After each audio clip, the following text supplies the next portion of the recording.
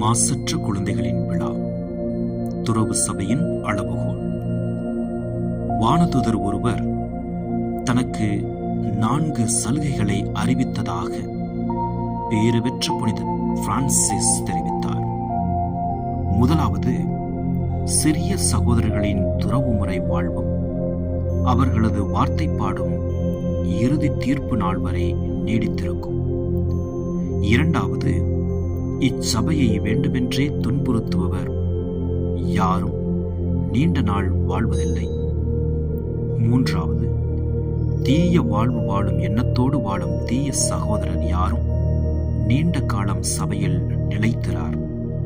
அவ்வாறே சபையை முழு உள்ளத்தோடு நேசிப்பவர் எவ்வளவுதான் பாவியாக இருந்தாலும் இறுதியில் இறை இரக்கத்தை பெறுவர். நிறைவின் கண்ணாடி, சபாத்தியர் 79.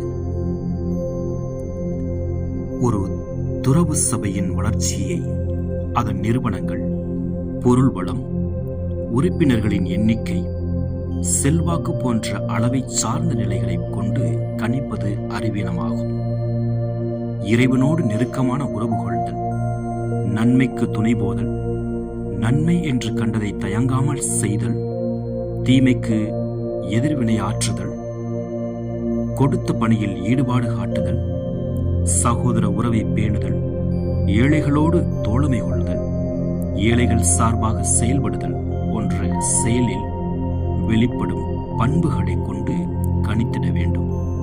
இப்பண்புகள் இல்லாது மற்றவைகளை கொண்டிருப்பது துறவு வாழ்வை கல்வர்களின் கூடமாகவும் வியாபார தலமாகவும் மாற்றிவிடும்.